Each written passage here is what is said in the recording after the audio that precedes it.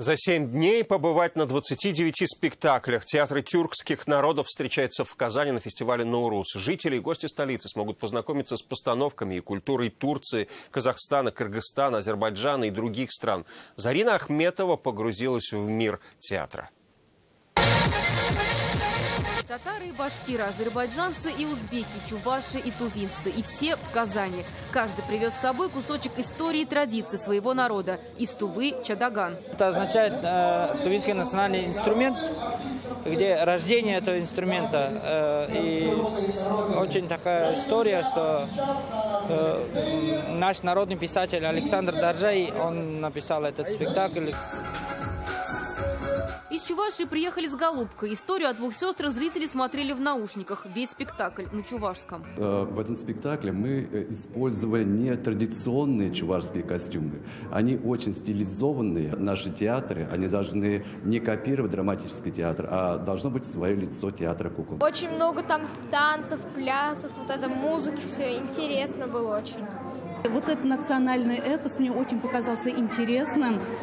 Я первый раз смотрю этот спектакль, с удовольствием посмотрела. За неделю зрителям 29 постановок. В этом году Наурус посвятили Башкирии. Их национальный колорит представит 6 театров. Башкирский театр кукол за 1 час расскажет о жизни Мустая Карима. Спектакль называется «Близкий горизонт». Я играю здесь младшую мать.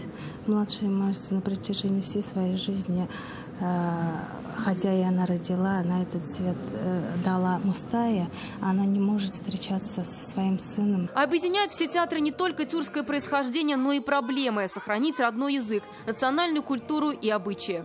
Когда к нам приезжают представители малых народов тюркских, такие как алтайцы, их всего 50 тысяч, такие как хакасцы, их 150 тысяч, и они не сдаются, они играют на своем языке, работают со своими национальными кодами, работают со своей национальной идентичностью. Увидеть спектакль фестиваля можно будет в 5 театрах Казани. Это театр Акият, театр Камал и театр Чечурина и 2 тюза.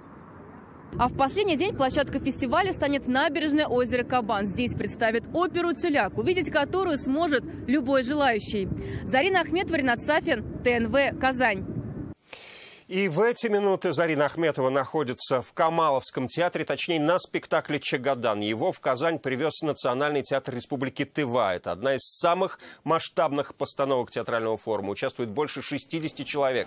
Зарина, здравствуй. Чем удивляют тувинцы?